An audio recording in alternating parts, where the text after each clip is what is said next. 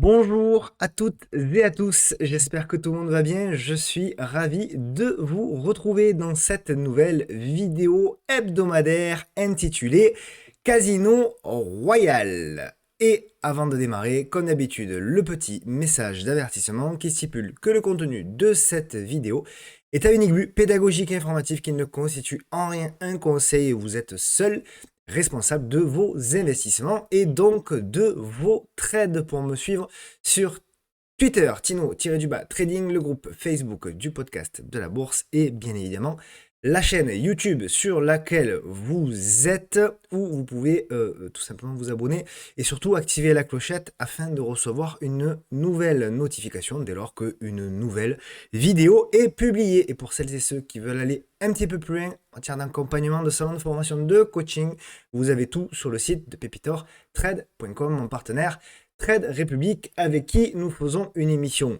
tous les jeudis, donc la radio libre de la bourse tous les jeudis soirs. Petite pause au mois d'août, on reprendra certainement fin août, début septembre. Le logiciel que j'utilise, c'est ProRealTime, vous le savez désormais, j'ai de moins en moins de questions, donc ça veut dire que vous le savez, et qui est accessible gratuitement sur le site prorealtime.fr. Alors, avant de démarrer cette vidéo, j'ai une petite question à vous poser, car j'ai eu pas mal de demandes sur le fait de parler plus des US. Et donc, je vous avoue que je suis un petit peu dans le doute. Est-ce que vous êtes intéressé par le fait de faire une émission spéciale? J'ai commencé déjà à la préparer, pour être tout à fait honnête. D'ailleurs, j'ai travaillé sur la miniature avec 15 titres qui fondamentalement m'apparaissent décotés et surtout 15 titres qui sont un petit peu moins connus au niveau des US. Donc voilà, vous me direz en commentaire si vous êtes intéressé. Donc n'hésitez pas. Alors, je peux pas faire de sondage sur YouTube, mais vous me mettez en commentaire, voilà, USA.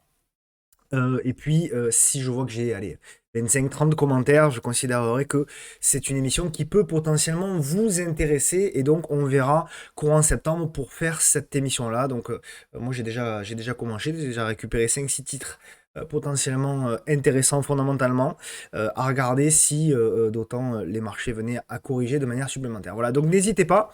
Si ça vous intéresse, eh bien, je ferai une émission USA en commentaire si vous êtes intéressé par cela. Allez, on attaque avec le programme, encore une fois chargé. J'ai rajouté une action d'ailleurs, en termes de nombre, parce qu'il y a quand même pas mal de choses à voir. Donc on aura Katana, qui était le titre à suivre de la semaine dernière. On aura GTT, qu'on suit depuis un petit moment. On a LVMH, dont on a parlé la semaine dernière. Euronext, Ubisoft, qu'on n'a pas vu depuis un petit moment.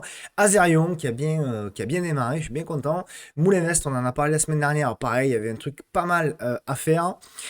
Téléperformance, qui est en grande difficulté, on le verra. Arcadis, belle petite action également. Esso, dont j'ai pas mal parlé, qui a bien décollé aussi, très intéressant. On reviendra sur Adyen, je sais que vous la suivez beaucoup, moi aussi. On parlera d'Orpea, elle qui a aussi beaucoup malheureusement pour beaucoup d'investisseurs, beaucoup morflé. Et puis on reviendra également sur Reworld Media, qu'on avait suivi il y a, je sais pas, 2-3 semaines, un truc comme ça. Et qu'on reverra parce que peut-être qu'on est en train de dessiner des choses plus ou moins intéressantes. Et puis aux États-Unis, on ira voir Datadog, que je connais de nom, mais je connais fondamentalement très peu. On regardera ce que ça vaut d'ailleurs. Alibaba, qu'on avait suivi, qui est pas mal aussi, dans de belles configurations. Et Walt Disney Company, assez intéressante aussi, qui a sorti des résultats hier. Je sais pas trop comment le marché va l'aborder, mais on verra. Et puis le titre à suivre, je vous réserve également un titre à suivre, alors qu'il ne sera pas un titre à suivre peut-être dès la semaine prochaine, mais peut-être plutôt dans les semaines, voire mois à venir. Vous me direz d'ailleurs en commentaire ce que vous en pensez. Comme d'habitude, merci 1000 fois pour l'ensemble de vos commentaires, de vos likes, de vos partages sur les réseaux. Voilà, la chaîne a dépassé les 6000 abonnés, c'est assez extraordinaire pour une petite chaîne comme ça. J'ai pas de moyens, moi, je suis tout seul. Je suis tout seul, j'ai pas de community manager, je réponds à toutes les questions, mais je le fais tout seul sur mon temps libre. Et toutes les préparations, etc., je ne suis pas aidé, je suis vraiment tout seul. Et contrairement, donc, j'ai vu un commentaire la semaine dernière, quelqu'un qui disait que c'était mon job. Non, c'est pas mon job, hein. En l'occurrence, c'est pas mon job principal. Je travaille toujours et je travaille dans la même boîte depuis l'âge de 19 ans, puisque certains veulent savoir. Et je n'ai pas changé pour autant. Et influenceur, pour moi, c'est pas.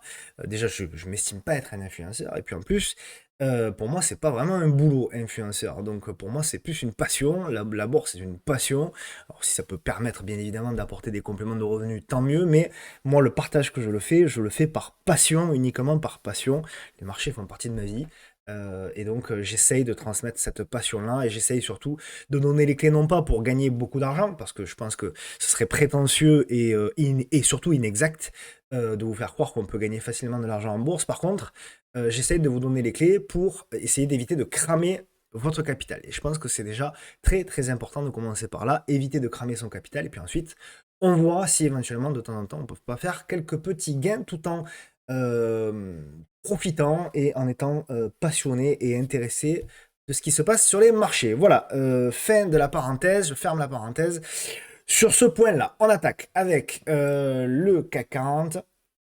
Je vais activer d'ailleurs, hop là, ma petite webcam, me voici, voilà. Donc, le CAC 40, écoutez, on a un mois d'août typique. On a un mois d'août typique avec effectivement un marché. Alors, le mois d'août n'est pas forcément toujours un marché catastrophique. Il ne faut pas croire que c'est parce qu'on arrive au mois d'août que forcément les marchés vont énormément baisser, etc. etc. C'est souvent d'ailleurs des baisses un peu lentes, pas forcément très violentes. Euh, mais par contre, c'est vrai qu'on a un marché plus difficile à trader, plus volatile, qui a tendance à faire des gaps, hein. D'ailleurs, si on va rentrer en petite unité de temps, notamment en 5 minutes hein, sur le CAC, vous voyez. Là, je me mets en unité 5, donc depuis ici le 1er août, vous voyez, gap baissier, gap baissier, gap haussier, gap haussier, gap haussier, aujourd'hui gap baissier. Donc le problème, c'est qu'effectivement, les gaps sont d'une violence quand même assez importante. Donc là, par exemple, le gap qu'on a eu mardi, c'est un gap de quand même 1%, c'est pas rien, 1%.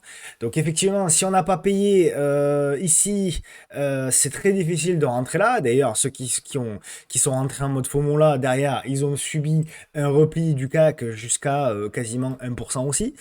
Donc voilà, c'est très difficile. Pour autant, voilà, on peut pas dire que ce soit non plus une tendance baissière, hein. D'ailleurs, voilà, on est plus dans de la neutralité. D'ailleurs, si on regarde également au niveau de la moyenne mobile à 10 jours, bon, ben, on le voit, on est légèrement au-dessus. Donc c'est plutôt positif. D'ailleurs, voilà, on avait tracé cette figure un petit peu de congestion. Qu'est-ce qu'elle vaut? Je ne sais pas trop. Je pense qu'il vaut mieux tracer des niveaux comme on l'avait fait ici en se disant, voilà, au-dessus des 7002, on est plutôt du côté positif, voire très positif, au-dessus des 7004. Et en dessous des 7002, on est plutôt du mauvais côté, voire dégradé sous les 7100. Voilà, je pense qu'il faut partir un petit peu comme ça et voir un petit peu, voilà, est-ce que on va quand même arriver à construire des figures là-dedans. C'est difficile, c'est délicat de le savoir. On peut toujours tracer, hein, et au bout d'un moment, effectivement, le CAC nous validera quelque chose. Mais encore une fois, voilà, vu le peu de flux, hein, on le voit, bon, regardez, il y a une baisse constante des flux depuis le 27 juillet, des flux moyens, on va dire.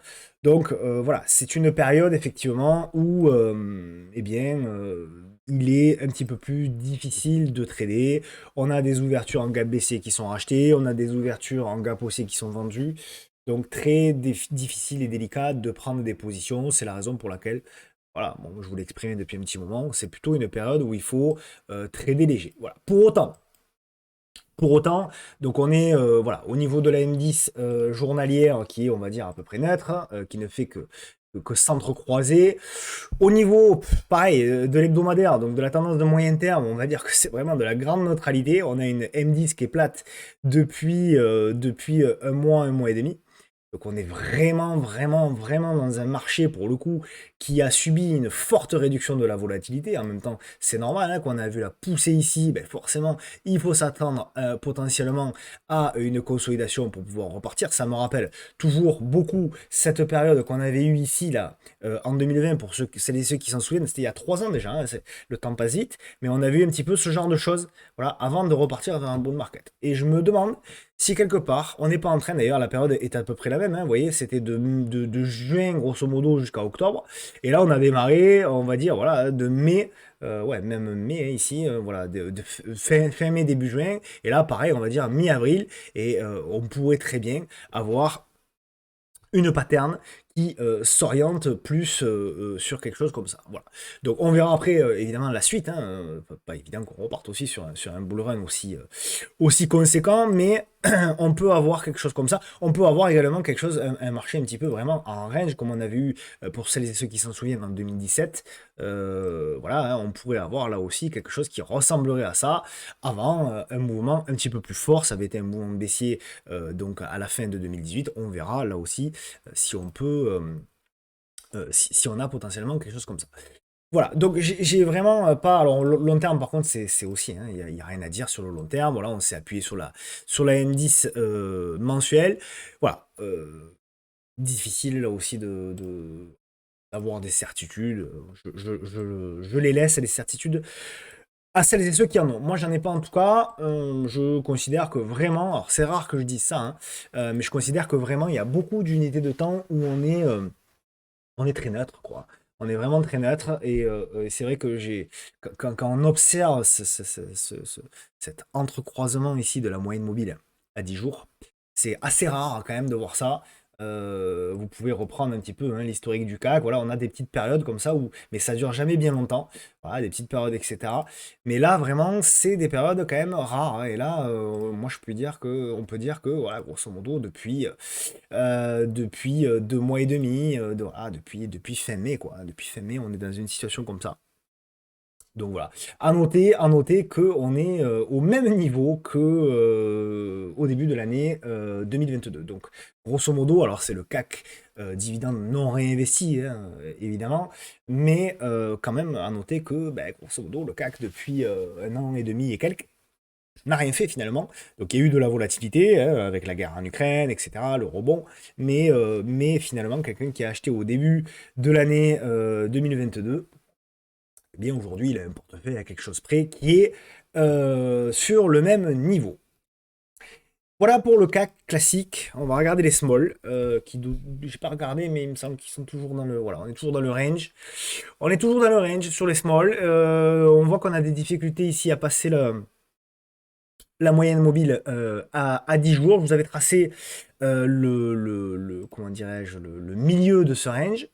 Et effectivement, on voit qu'il a fait résistance. Ce que je vous ai expliqué, c'est que souvent, le milieu du range est une zone de résistance ou de support. On est venu combler le gap ici, quasiment au point près, là également. Voilà, ici, quasiment au point près. Voilà, je considère que là aussi, hein, pour valider un petit peu plus, il va falloir dépasser ce niveau-là, les 12 200, pour se remettre là aussi hein, dans un contexte un petit peu plus favorable. Là, c'est un petit peu la même chose hein, que sur le CAC. Voilà, ici, on est plutôt en zone positive, ici en zone très positive. Ici, je considérerais qu'effectivement, on est plutôt en zone dégradée. Donc sous les 12 200, quoi, hein, grosso modo. Et par contre, en zone très dégradée, sous les 11 009. Et là, il faudra faire extrêmement attention, parce que là, cela voudra dire que, en effet, on peut avoir de plus grandes difficultés et revenir peut-être sur des plus bas, notamment la zone ici des 11 000, etc. Bon, on n'y est pas, pour le moment, c'est du range quasiment parfait, hein, pour le coup, sur les small. Donc, on va observer. Allez, on attaque sur les actions avec Katana. Alors, Katana, on en a parlé la semaine dernière. Bon, je suis assez content puisqu'elle a bien, comment dirais-je, elle a bien performé. Donc, on avait voilà, cette congestion-là. C'était pas mal. Donc, nous, c'est un trade qu'on a sur le salon en cours. Donc, on a déjà pris un TP.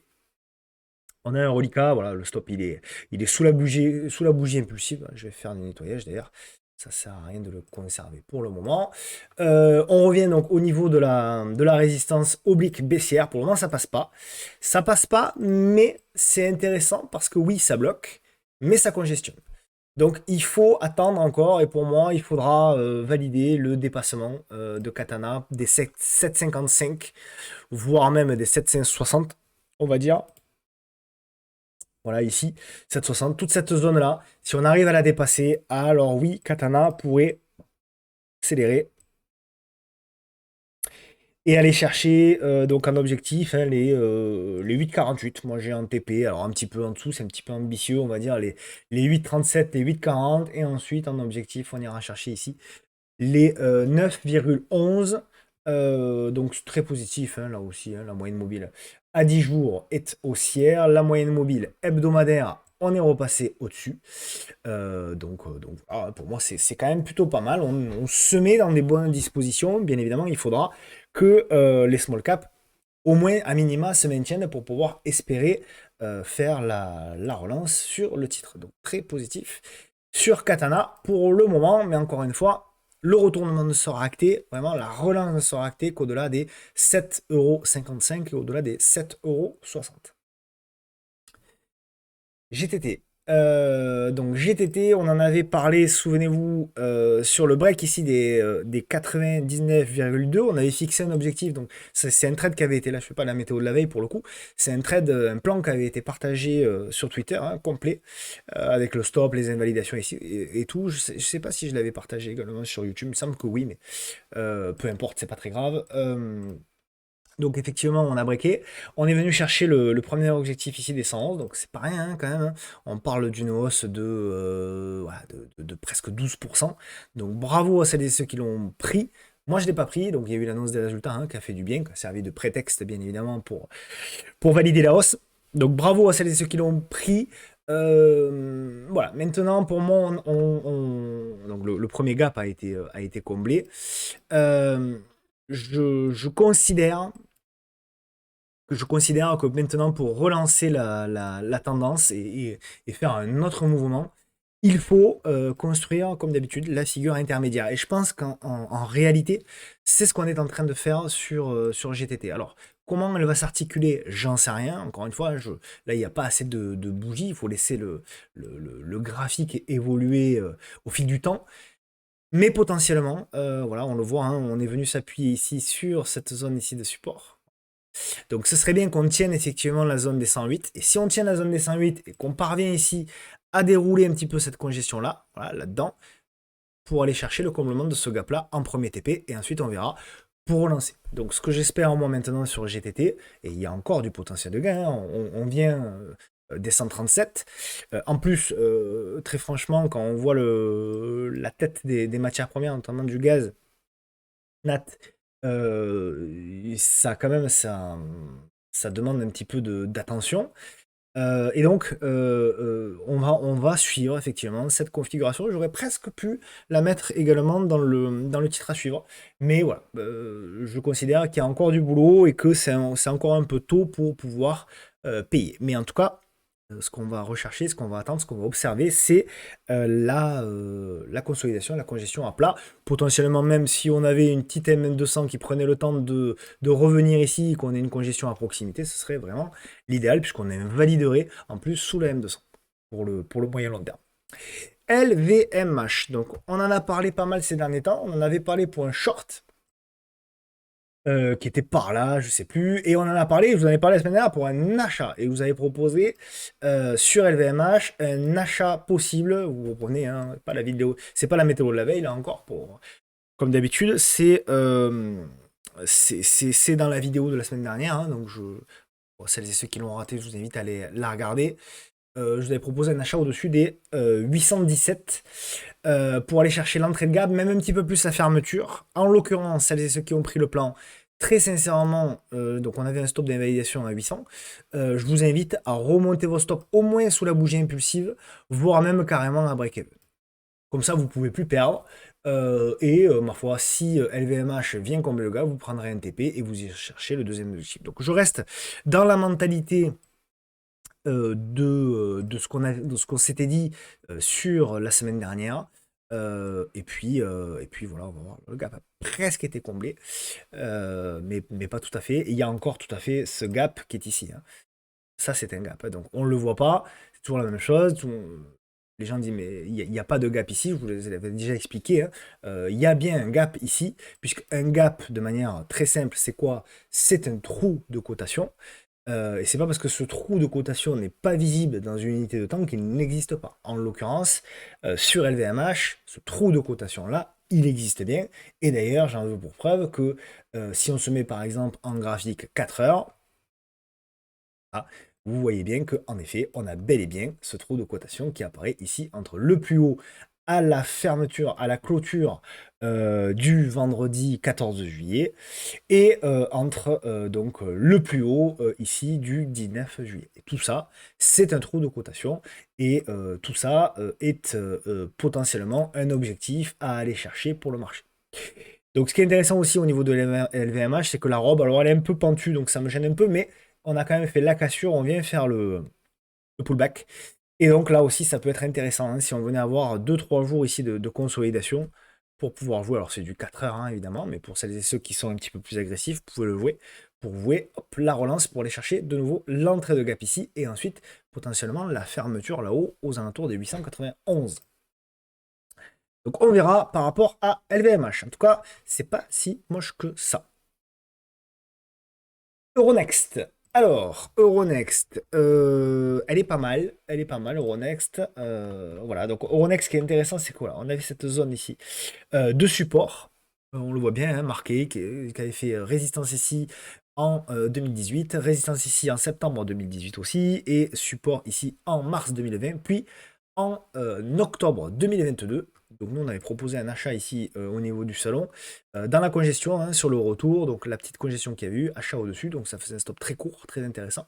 Donc les deux TP ont été, les deux objectifs ont été remplis, puisque pour moi, il y avait deux gaps à aller chercher. Donc on peut faire un petit peu de ménage. Elle est encore pas mal, et il est vrai que pour moi, il y a du potentiel. Tant qu'on reste au-dessus de cette résistance oblique là, et il y a notamment une possibilité pour moi d'aller chercher à l'achat au-dessus des 68,20 €. 68,20 €, le stop d'invalidation. Alors, il n'est pas facile, soit en agressif ici, voilà. Par contre, faites attention, hein, elle a tendance à faire des mèches, donc peut-être une invalidation en clôture. Pour aller chercher, j'ai une zone de gap ici qui n'a pas été comblée également. Tac. Et après, si ça passe, donc entrée, voire fermeture ici du gap, hein, voilà. Et ensuite, j'irai chercher potentiellement toute cette zone ici. Alors, elle est pas hyper propre, hein, Euronext, voilà. J'irai chercher cette zone-là, à peu près. Donc, vous voyez, en termes de ratio gain-risque, hein, c'est plutôt intéressant. Voilà, donc c'est une valeur, hein, qui a beaucoup baissé, beaucoup chuté. Ça reste une tendance baissière, on le voit, hein, la moyenne à 200 jours est baissière. Mais voilà, ce qui est intéressant, c'est qu'on a eu un petit signal ici hebdomadaire. Donc voilà, on a la cassure, on a la congestion, et jouer la relance ici sur le titre peut être intéressant. Vous voyez, souvent on a une cassure. Hop là, pardonnez-moi, je me suis trompé. Souvent on a une cassure, comme ici, on a le pullback et derrière on peut jouer une relance. Bon, l'idée ce serait de jouer un petit peu la même chose sur Euronext. Ubisoft. Alors, Ubi.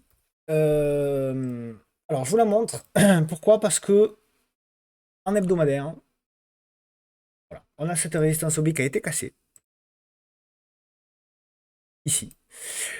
Et donc, ça m'intéresse. Donc, on a fait la première relance. Donc, on vient bloquer, pour moi, hein, il y a une zone de résistance qui est ici, là. Grosso modo, toute cette zone-là, c'est quand même une zone de résistance.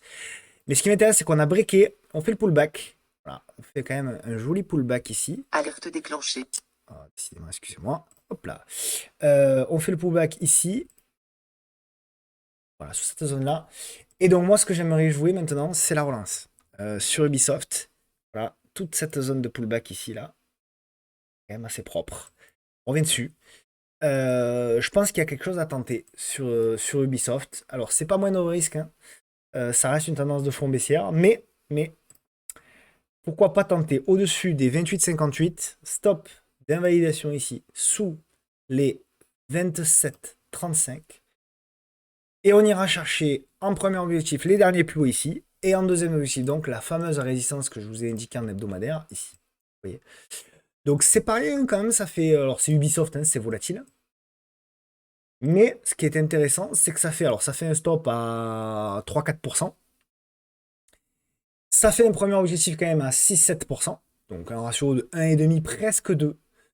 Et un TP numéro 2 à 17%. Et après, évidemment, un reliquat si ça passe. Donc moi, potentiellement, oui, c'est un titre que je vais surveiller si on arrive, si on parvient à relancer. J'aurais pu aussi peut-être le mettre sur le titre à suivre parce que c'est pas totalement, c'est pas totalement inintéressant. Azerion, alors je suis assez content sur ce titre parce que j'étais un des premiers à en parler d'Azerion. Alors Azerion, c'est une tendance baissière, hein, toujours la même chose. Mais ce que j'aimais énormément avec Azerion, c'est qu'on avait fait donc le premier mouvement, la consolidation. On avait fait ici la congestion, cassure. Donc malheureusement, pour celles et ceux qui ont mis une plage de déclenchement assez serrée, c'était pas évident de le prendre, puisqu'il y avait quand même un déclenchement au-dessus de 1,65%. Donc pas facile. Mais derrière, on a eu le pullback. On a eu le pullback et il y avait clairement un setup d'entrée ici au-dessus des 2,50 qui était achetable. Et derrière, vous voyez, hein, derrière, c'est pas rien. Hein, derrière, c'est une hausse quand même de 16%. Donc on a un retracement sur la zone ici, effectivement, pullback sur la zone des 2,68. Et désormais, pour moi, il va falloir relancer. Et c'est là, pour moi, qu'il va y avoir de l'intérêt. Est-ce qu'on va avoir la capacité de dépasser dans un premier temps le plus haut du jour, ici à 2,78, et ensuite dépasser ici les 2,90. Pour moi, la config est top. J'aime énormément la configuration. Il y a une autre résistance oblique ici, voilà, qu'on peut considérer également. Voilà, elle est là. Donc pourquoi pas. De toute manière, dans les deux cas, pour moi, il va falloir dépasser les deux niveaux pour pouvoir relancer. En tout cas, c'est très intéressant et je trouve que aussi ce support oblique là qu'on peut tracer. Donc après, on agrandit, hein, c'est toujours la même chose. On agrandit un petit peu les niveaux. Voilà. Oblique ici, on les ajuste. Il ne faut pas hésiter, hein, à ajuster en fonction des mouvements du marché, bien sûr. Ah, tac. Et voilà. Donc pour moi, c'est une action qui a de l'intérêt. Et là aussi, on le voit. Voilà. On le voit du moment où, un petit peu comme je vous l'expliquais sur Euronext, etc., lorsqu'on a une cassure, on a le pullback sur la M10. Et derrière, si on a une relance, ça vaut le coup de le jouer. Là, on le voit bien. Il y avait eu l'accélération, la belle congestion. On voit la réduction forte des volumes. Tout ça, ce sont des choses qu'on a l'habitude de voir. De toute façon, c'est des configs que je vous montre et vous remontre. Vous en avez l'habitude pour la plupart. La preuve avec le nombre de messages que vous m'envoyez avec des configs que parfois je n'ai pas vu d'ailleurs. Et je vous en félicite. C'est très très bien. Donc voilà, pour Azerion, intéressante. Moulinvest. Alors, Moulinvest. Alors c'est vrai qu'il y en a certains qui me demandaient un petit peu ce que ça valait. Moulinvest, oula, elle fait un gros repli là aujourd'hui.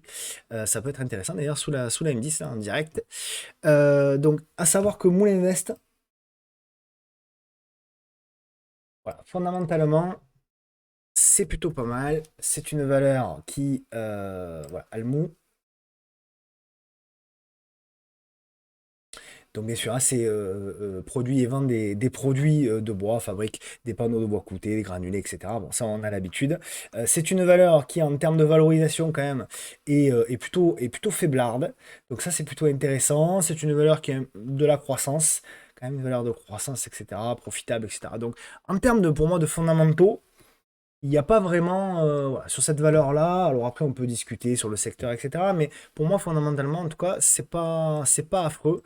Et d'ailleurs, hein, j'en avais parlé, hein, l'objectif ici de revenir sur la zone de résistance a été fait.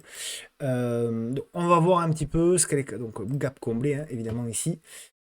Je vais tracer la zone de résistance qui est quand même vachement belle. Je le sens passer. Voilà. Toute cette zone-là. Donc pour moi, tant qu'on est dessous, effectivement, on ne retourne pas la tendance. Mais par contre, il va falloir encore une fois la surveiller, hein.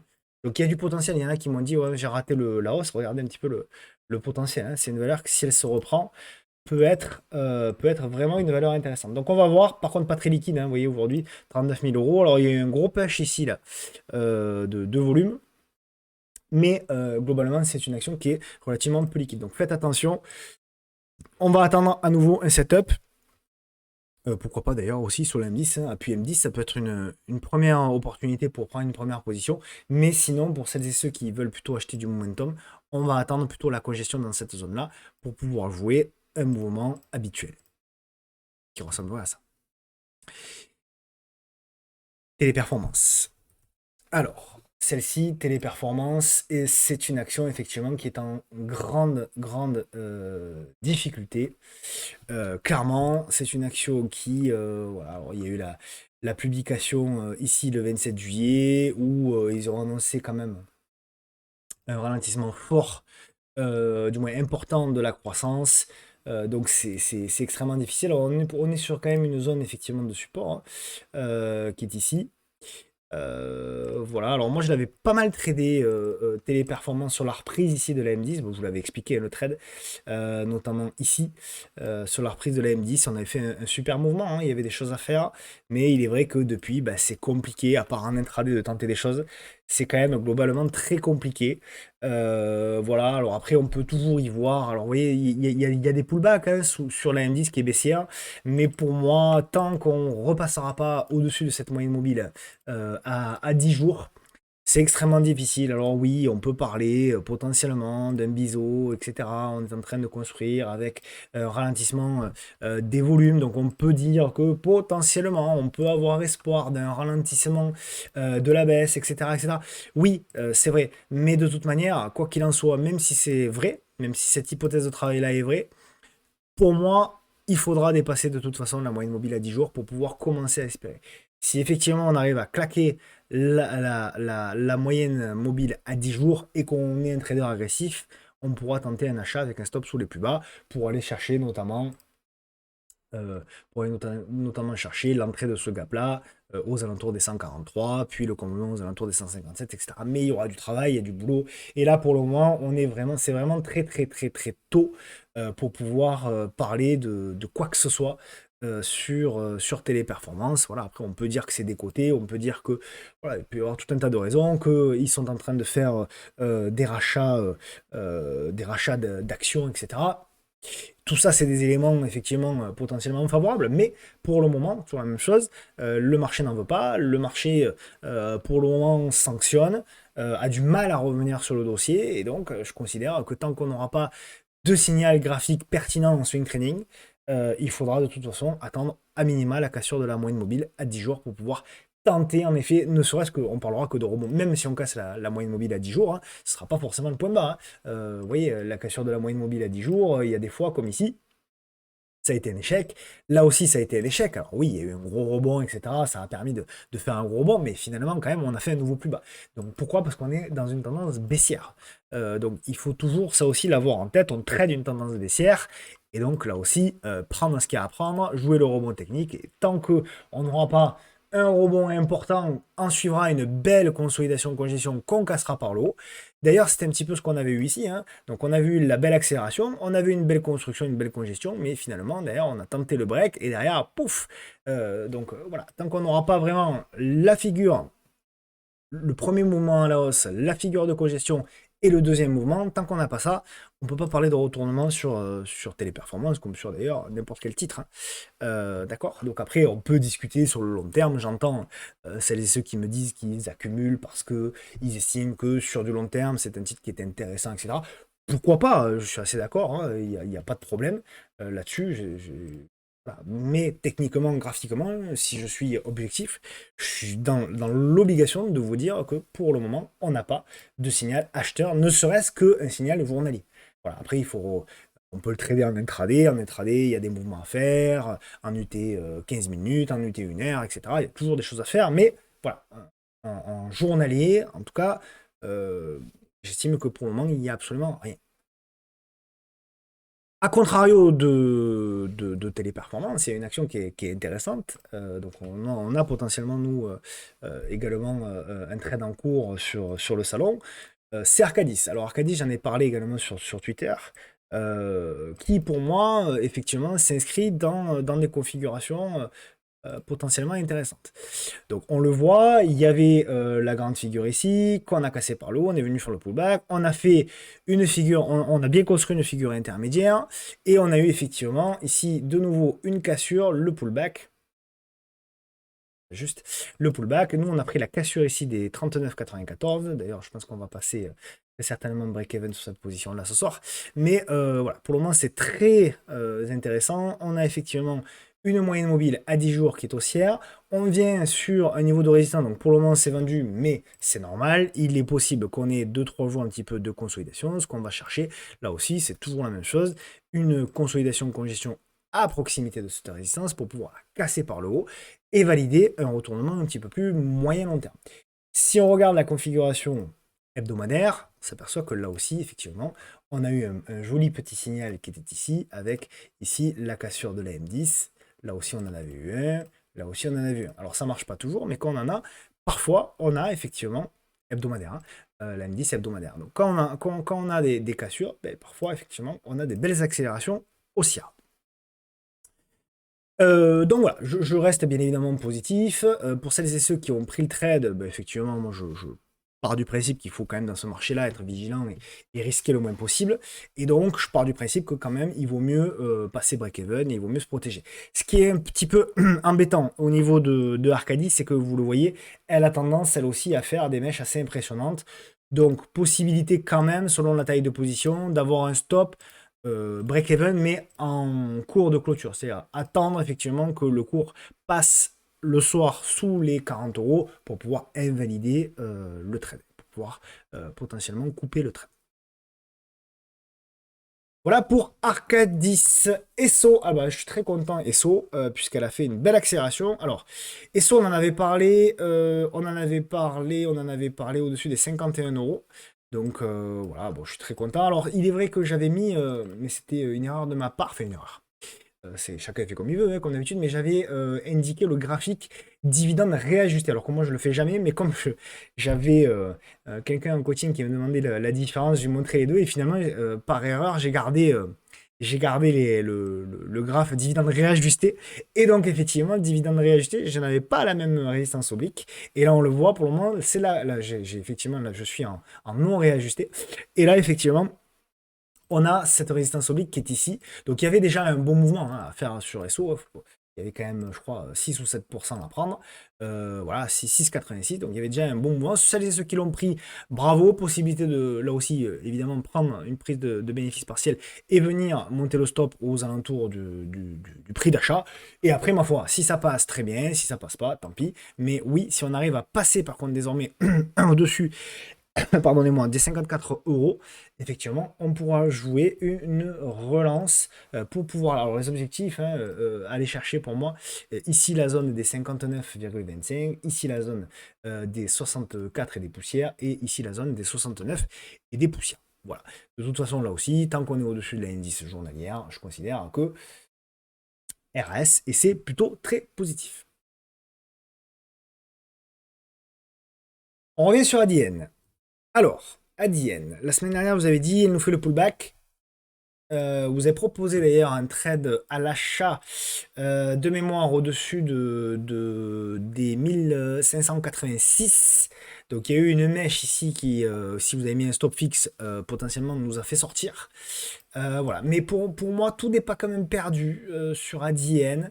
Je pense là aussi qu'on est en train de construire une figure intermédiaire voilà, qui ressemblerait plus à ça. Donc toujours pareil, on a un petit peu plus d'éléments. On a un petit peu plus d'éléments. Je la construirai, on va dire, comme ça ou comme ça. Mais il va falloir de toute façon, là aussi, attendre. Là aussi, qu'on casse tout ça par le haut pour pouvoir valider le retournement. Mais pour moi, c'est pas mort encore hein, au niveau de ADN. Voilà, alors on a l'indice là aussi, vous voyez, qui bloque bien. On voit d'ailleurs la mèche haute, les deux mèches hautes hein, d'hier et d'aujourd'hui. Mais pour moi, c'est quand même positif. Hein, c'est quand même positif. Là aussi, On a quand même une action qui est en train de se retourner. Voilà. Par contre, là où voilà, je commencerai par contre à m'inquiéter, c'est si on repasse sous les 1530, 1535. Là, ce sera pour moi quand même dégradé. Voilà, 1520 en dernier recours, 1520, 1530. Pour moi, hein, tant qu'on tient cette zone-là, il y a encore de l'espoir. Tant qu'on reste au-dessus de cette zone-là, il y a encore de l'espoir de relancer le titre. Voilà, rien de plus à dire, hein, j'ai pas forcément de setup particulier sur Adyen en ce moment. Orpea. Alors, Orpea, bon, donc c'est malheureusement une tendance qui a fait mal hein, à beaucoup d'investisseurs. Donc c'est une action qui valait sur ses plus hauts historiques, c'était en 2020, ou même, je dirais même en 2021, hein, quasi plus haut historique ici aux alentours des 120. Donc vous vous rendez compte un petit peu là aussi, c'est pour ça que bon, le long terme c'est bien, mais c'est voilà, une action qui valait énormément fondamentalement ici en 2020, malheureusement ne vaut parfois plus rien ici. Donc c'est une baisse depuis les plus hauts, je sais pas moi, c'est une baisse de voilà, 98%. Donc autrement dit, vous avez tout perdu si vous avez si vous n'avez pas coupé. Vous avez tout perdu, c'est ça la difficulté des marchés. Alors on me l'a proposé, alors je pense qu'on me la propose parce qu'effectivement il y a une grosse congestion. Oui, potentiellement oui, il y a une grosse congestion, mais bon, sur quel titre on est? C'est ça la problématique. Alors après, on peut toujours spéculer, on peut toujours mettre, allez, 0,5%, 1% de notre portefeuille en se disant, bon, de toute façon, je joue en mode ticket de loto et puis on verra bien. Mais bien entendu qu'on peut faire ça. Chacun gère son argent comme il l'entend. Mais voilà, malgré tout, même si la congestion est là, effectivement, je pars du principe que c'est quand même ultra, ultra, ultra spéculatif et que c'est ultra, ultra, ultra dangereux. Donc voilà. Maintenant, comme je vous le dis semaine après semaine, l'objectif c'est de vous donner mon avis, mais aussi de me mouiller en vous donnant quand même un plan. Parce que je préfère vous donner un plan clair, y compris pour celles et ceux qui sont persuadés que ça va monter, plutôt que de ne pas vous donner de plan et que effectivement vous accumuliez à la baisse et que vous vous fassiez très très mal. Pour celles et ceux qui veulent un plan, le plan que je privilégierai, c'est effectivement un achat au-dessus des 1,81 €, d'accord? Stop d'invalidation sous, ici, pour moi, les 1,70 €. Donc, ça fait un stop d'invalidation, grosso modo, à 6-7%, d'accord? Et allez, en termes d'objectifs, si on a un petit excès spéculatif, bon, pour moi, hein, du moment où on joue un ticket de loto, autant jouer un gros mouvement. Et pour moi, le gros mouvement, il sera d'aller chercher, je dirais, ici. Oui, on a comblé le gap ici. Allez, jouer de nouveau la résistance ici et après le niveau là. Voilà. Donc ça fait effectivement un gros ratio, hein, puisque c'est un ratio de. De toute façon, sur ces actions-là, il faut aller chercher des ratios de 3 ou 4 hein, minimum. Sinon, on prend trop de risques. Voilà. Le plan que je peux vous proposer, par contre, effectivement, hein, si on repasse sous les 1,70 €, très sincèrement, voilà, n'insistez pas, ne prenez pas de risques inconsidérés et surtout là-dessus, hein, surtout, surtout, surtout, faites attention à votre taille de position. De grâce, faites très attention à votre taille de position. Dites-vous bien que ce que vous mettez là-dessus, oui, potentiellement, vous pouvez faire même 10, 15, 30, 50% x2, x3 sur ce genre de trade-là, mais vous pouvez également tout perdre. Il faut l'avoir vraiment en tête pour pouvoir bien tailler sa taille de position. Et puis sur les actions européennes, je vais terminer par Reworld Media. Donc Reworld Media, effectivement, donc on en avait parlé dans le biseau descendant. Donc déjà, on en avait parlé sur le fait que, effectivement, nous revenions sur une zone très très importante. Je vais la mettre en hebdo, voilà. Hein, on se souvient de cette zone-là, méga importante, voilà, qui est ici. Voilà, cette zone méga importante qui avait fait donc résistance, résistance, support, support. Donc, ce qui est intéressant au niveau de... Alors, ça reste baissier, hein, bien évidemment. Ce qui est intéressant, c'est qu'effectivement, on est revenu, on a cassé par le haut. Et effectivement, on a fait le pullback. Il y avait la congestion qui était pas mal à jouer au-dessus des grosso modo 4,10 €. Mais ça n'a pas validé. Bon, c'est pas fini, fini, fini quand même. Peut-être qu'on est en train de construire une figure un petit peu plus longue longue, on va dire. Et je considère qu'on est peut-être dans une espèce de figure comme ça, qui pourrait finir de toute manière par casser par l'eau. Voilà, éventuellement, pour tenter quelque chose comme ça. Alors, deux possibilités. Soit effectivement, vous attendez la cassure de la construction, congestion, ce que je conseille, hein, d'attendre un petit peu et de voir un petit peu comment ça construit pour ensuite valider la cassure par le haut. Soit vous êtes très agressif. Et à ce moment-là, pour les plus agressifs d'entre vous, je tenterai tout simplement un achat au-dessus ici des 3,96 et le stop sera sous le dernier creux. Alors, je ne sais pas où il sera, on verra, hein, parce que si on fait un creux avant de revenir, bon voilà. Mais on peut également le tenter comme ça. Et comme objectif, premier objectif, revenir pour moi sur la zone ici des 4,22. Pardonnez-moi encore. Ou en second TP d'aller chercher les 4,60. Voilà. Et après on ira chercher la MM200, etc., etc. Voilà, ça reste une tendance baissière. On regagne et on s'appuie sur l'indice journalière, mais voilà. Mais en hebdo, on le voit, on n'arrive pas à passer cette moyenne mobile de 10 hebdo, et en mensuel, j'en parle pas, on est toujours très baissier. Donc on a un tout petit signal effectivement d'un début de quelque chose en journalier, mais voilà, c'est encore très tôt. Ce qui est plutôt positif, c'est que par contre, on a une belle congestion. Voilà, donc voilà, pour les plus agressifs d'entre vous, on peut tenter en effet quelque chose et ça fait un stop à, voilà, 3% hein, sur du reward, c'est que dalle. Donc on peut tenter quelque chose. On part aux États-Unis, les amis, avec Datadog. Donc je vous rappelle, hein, je l'ai dit en début de vidéo, je prépare, je commence à préparer, parce qu'il y a eu beaucoup de messages, une émission spéciale US, peut-être courant septembre. Si vous, j'aimerais faire une 10-15aine de titres intéressants à voir pour la fin de l'année. Si ça vous intéresse, si une émission spéciale US vous intéresse, mettez-moi en commentaire USA. Et si effectivement je sais pas, une trentaine de commentaires, effectivement, on regardera pour faire une émission spéciale US. Datadog. Alors, Datadog, je vais regarder également ce qu'ils font, parce que c'est une action que je ne connais pas forcément. Datadog. Est-ce que ça vaut aussi, hein, parce que forcément... Donc Datadog, tac tac tac. Ouais, alors attention, Datadog, voilà, on n'est pas forcément sur une action qui est très très intéressante fondamentalement. Donc c'est une action, bon, au niveau de la valorisation, c'est un petit peu surévalué. Bon, c'est une valeur de croissance, ça, j'en doutais pas. Par contre, c'est pas forcément des super chiffres en termes de rentabilité. Ouais, c'est une action qui quand même a de la dette. Donc voilà, ce qui est intéressant, hein, vous voyez, c'est d'observer un petit peu les achats-ventes des dirigeants et on voit que en général, c'est une action qui, lorsqu'elle progresse, c'est vendu. Et là, normalement, vous voyez, c'est une action qui a été vendue par les dirigeants le 24 juillet. Donc j'imagine que c'était juste voilà, le 24 juillet, ça devait être ouais, juste avant la vente. Donc vous voyez, c'est pas génial ça. Donc voilà, on est revenu sur un niveau de résistance pour moi entre au niveau des 117-118 dollars.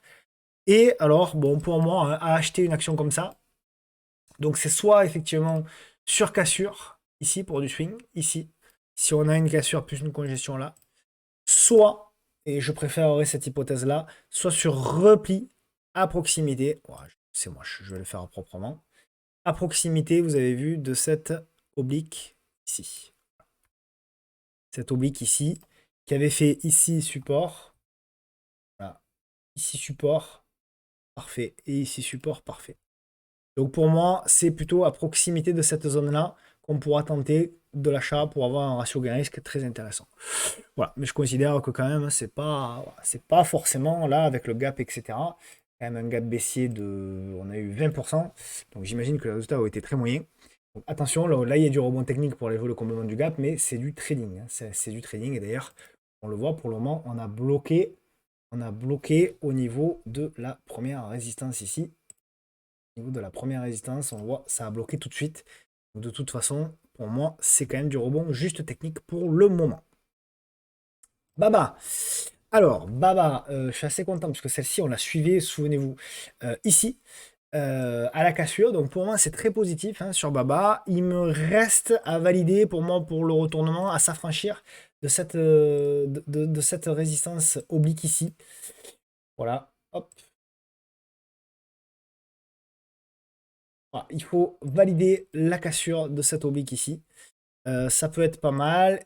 Et après, pour celles et ceux qui n'en ont pas et qui veulent potentiellement en acheter, peut-être sur repli ici, qui sera sur la M200. Si on arrive à faire un petit repli ici, une congestion, on tentera potentiellement la relance pour jouer ici la congestion et une nouvelle cassure. Voilà, de manière très simple. Mais en tout cas, c'est plutôt pas mal. Moi, j'estime que bah, en témoigne la moyenne mobile hein, à 200 périodes. Vous voyez ici, elle s'est retournée ici à la baisse et on le voit, elle s'est retournée ici à la hausse. Et là, on le voit, elle est plutôt plate.